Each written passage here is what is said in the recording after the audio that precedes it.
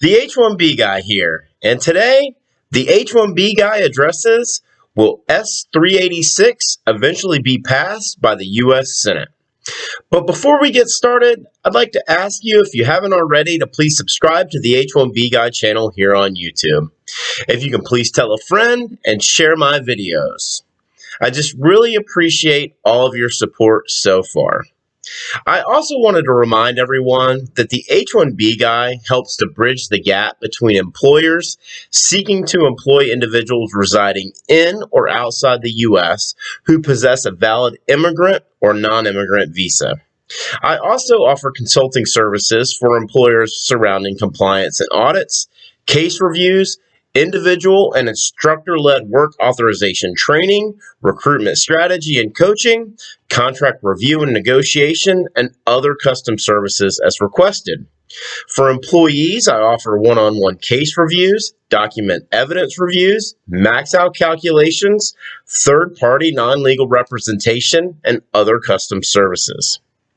I have also avoided doing this so far, but I'd like to ask you if you would consider helping support the H1B Guy platform by making a contribution of any amount via Venmo, CashApp, or PayPal. I'll put the details in the description if you're interested, and I just wanted to thank you in advance for any considerations. Now that that is out of the way, let's get to the question. So this is a question that has been frequently presented to the H1B guy over the last 3 weeks. And while I briefly answered the question during the H1B guy live Stamp It Out, I wanted to discuss it here again in a much sort of broader discussion. So let's go back to July 21st of 2020.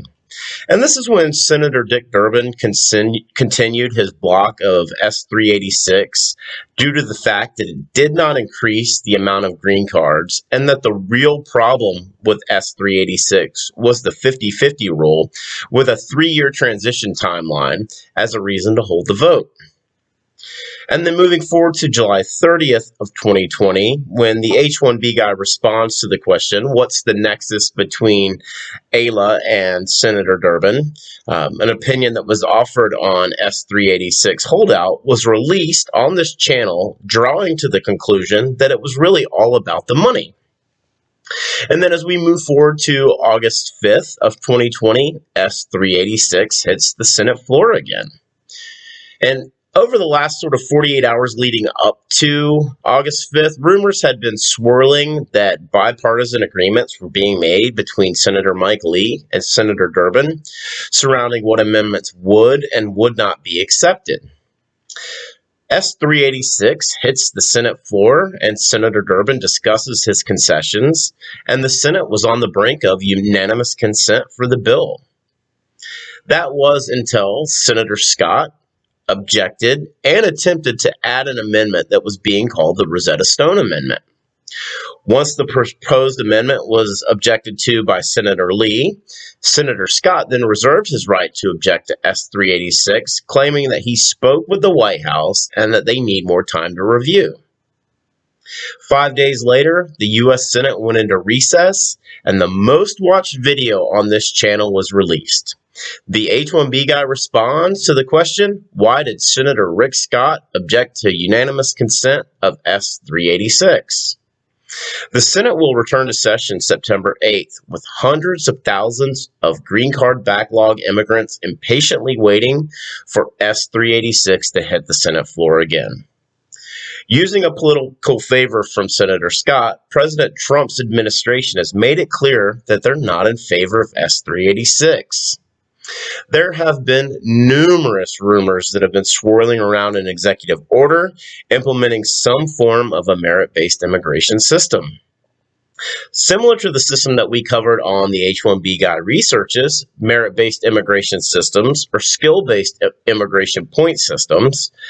And while I think that is highly possible, I'm just not sure how the president could do so in an executive order versus that type of system becoming law via an act of Congress.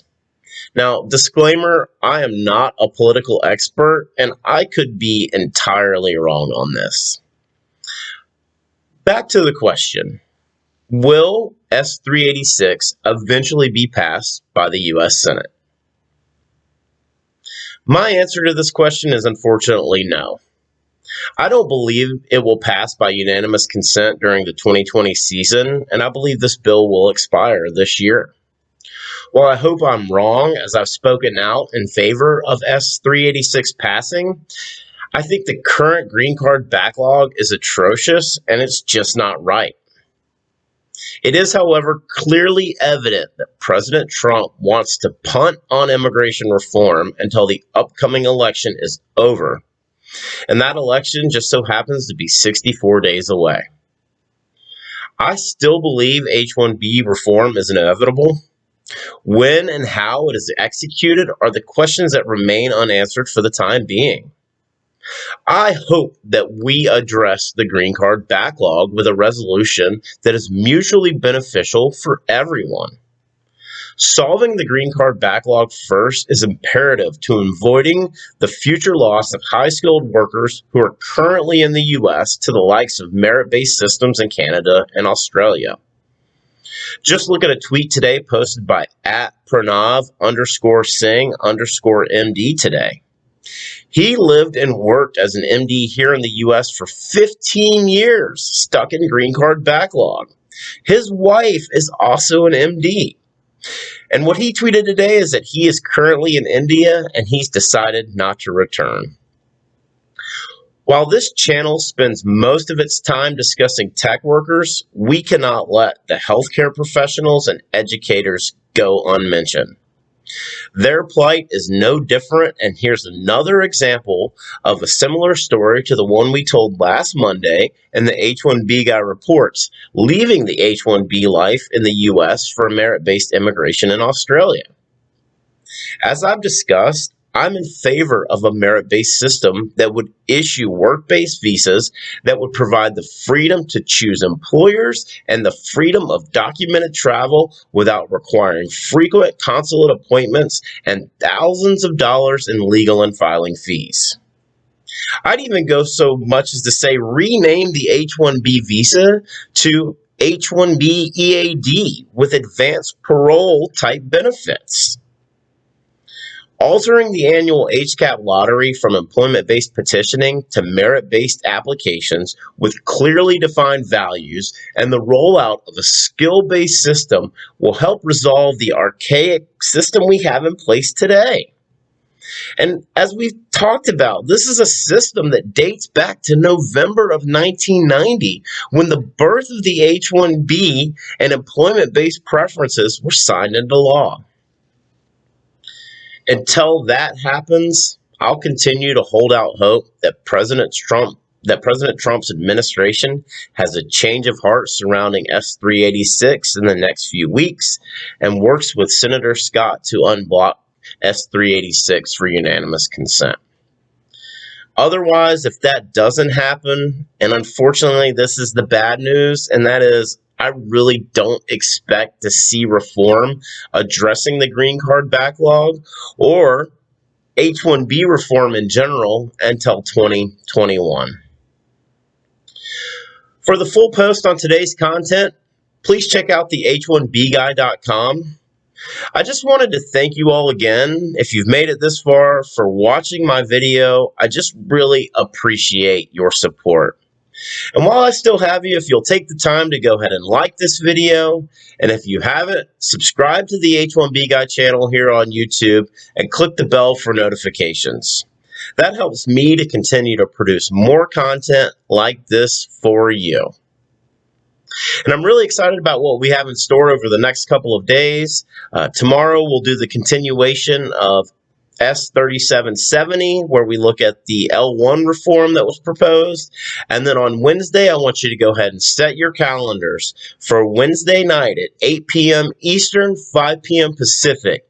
And I'll be joined for another round of the H1B Guy Live Stamp It Out Q&A with Rational Woman at Rational Woman on Twitter. I'm just really excited about what we have in store for you. The H1B Guy, your global source for all things H1B.